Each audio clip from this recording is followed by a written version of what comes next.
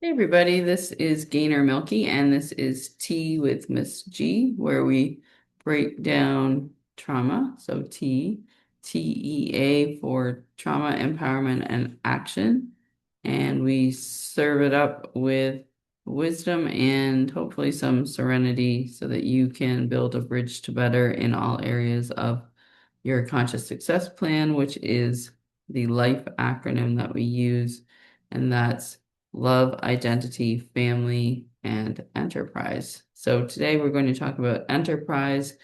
So whether you're a business owner with an enterprise or you work in an enterprise or you run the enterprise of your home, these are all some things to be thinking about in terms of what I guess AI means, and on a larger scale, just the technology transformation that's happening in the world. I've been working with fintech and different automation companies for the past um, 12 to 15 years. And certainly we have seen lightning speed changes in the past 2 years as opposed to the kind of slow build of the cloud. And now, AI people in different capacities are really trying to figure out what does it mean, for them and how can they get ROI out of it. So some ways to think about this. I do a lot of change management training and especially around technology.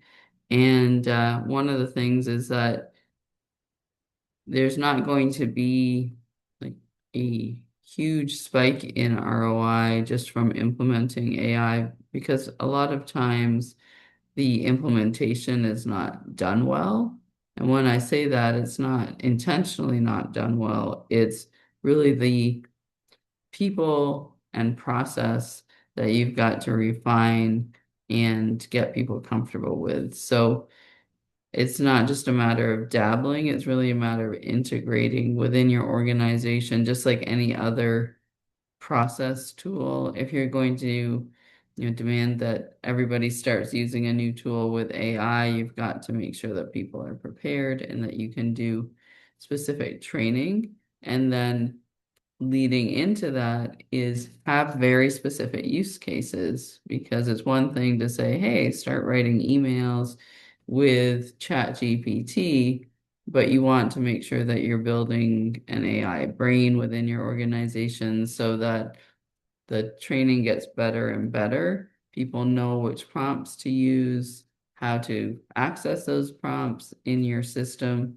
and then what to do with that output and how much human in the loop are you expecting versus letting the AI do it all? So it really depends on where you are in your adoption of AI, but also how you're training your people is how you're going to know your success rate and see greater gains as well. So you want to make sure that you've got a good foundation for AI. So you need to make sure that you're feeding your AI programs and applications with the right data so that you really can leverage it within your organization.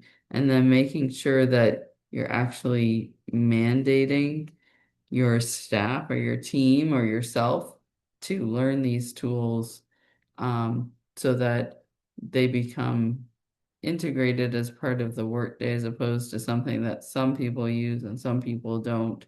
It just becomes a process. It's sort of like nobody shows up at work with a notepad and says, I'm not going to use the computer today.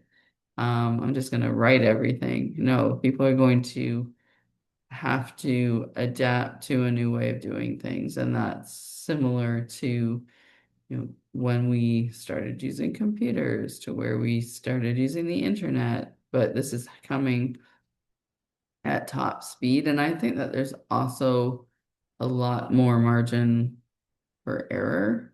So that's something that you've really got to think about from a compliance and risk assessment as well, especially when you're in like a high trust environment. We work with a lot of tax and accounting firms in our um, Business Accounting Ignited and Charisma Inc., as well as legal firms and cybersecurity firms. And those are all high trust businesses. So is medical, any kind of medical business. So, your doctor is probably not going to be just relying on ChatGPT, at least not yet. But it can help reduce some of maybe the workload in terms of electronic medical records and automating some of that process. Like in accounting, you can definitely automate and get great reports using AI. But I don't know that I wanted to do all of my tax planning this year. So just some food for thought on using AI, ROI, and how to move forward on a bridge to better in your enterprise or your career or even your own personal use of AI, being intentional with it and forward thinking, as well as learning how to tactically set it up and use it to your best advantage.